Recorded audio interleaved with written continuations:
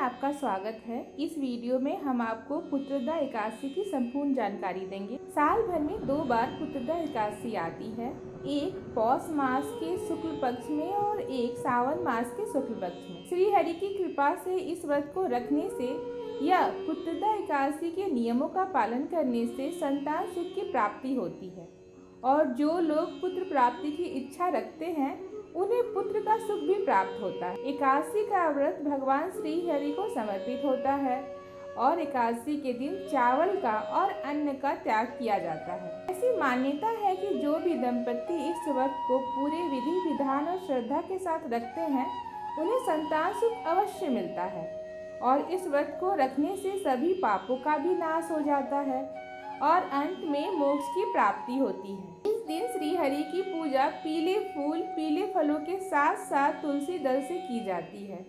श्री हरि को इस दिन तुलसी दलों का भोग अवश्य लगाना चाहिए। श्री पद्म पुराण के अनुसार द्वापर युग में महिष्मतिपुरी का राजा महिजीत बड़ा ही शांति प्रिय और धर्मप्रिय था, लेकिन उसका कोई पुत्र नहीं था। राजा के शुभचिंतकों ने यह बात महामुनि लोमस को बताई। महामुनि ने बताया कि राजा ने अपने पिछले जन्म में कुछ अत्याचार किए हैं।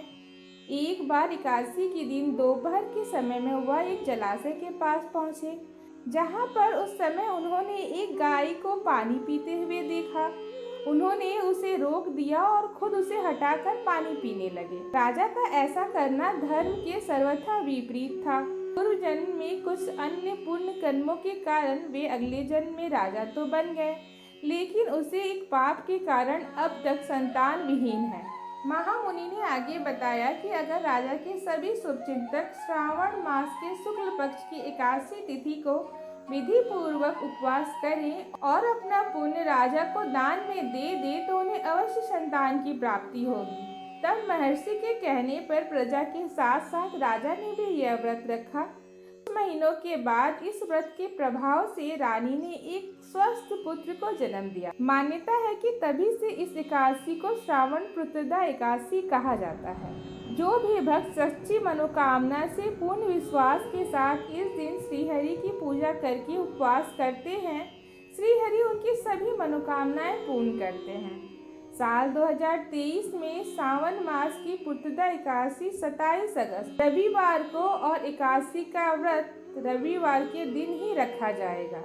शनिवार के दिन दशमी तिथि के नियमों का पालन किया जाएगा और सोमवार को एकादशी का व्रत खोला जाएगा।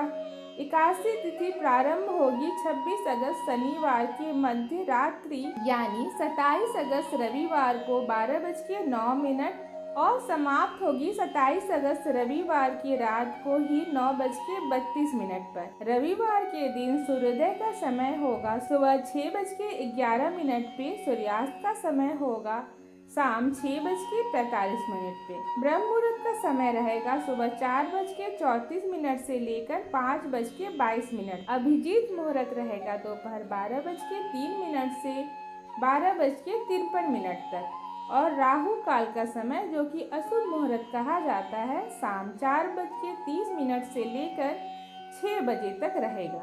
एकादशी की पूजा करने के लिए सबसे उत्तम मुहूर्त माना जाता है ब्रह्म मुहूर्त का। तो आप सुबह जितनी जल्दी हो सके उतनी जल्दी उठकर पूजा कर लीजिए।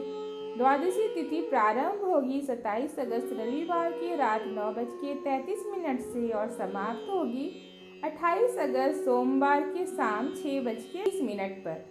द्वादशी तिथि आरंभ होते ही हरिवासन का समय भी शुरू हो जाता है और हरिवासन के समय के समाप्ति के बाद ही आपको एकादशी का उपवास खोलना चाहिए। द्वादशी तिथि यानी सोमवार के दिन सूर्योदय सुबह 6:11 और सूर्यास्त शाम 6:44 पर होगा।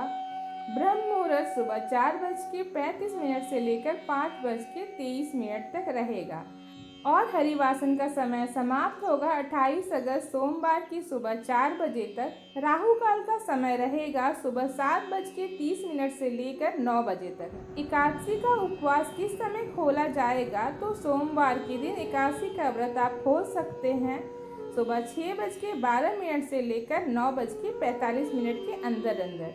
सुबह की पूजा आप ब्रह्म मुहूर्त में ही कर सकते हैं लेकिन व्रत खोला जाता है हमेशा शुभ मुहूर्त में। व्रत खोलने से पहले अपने सामर्थ्य के अनुसार कुछ न कुछ दक्षिणा जरूर देना चाहिए, उसके बाद ही व्रत खोलना चाहिए। अगर यह जानकारी आपको अच्छी लगी हो तो इस वीडियो को लाइक करें, इस चैनल को सब्सक्राइब कर ही जाएं। धन्यवाद।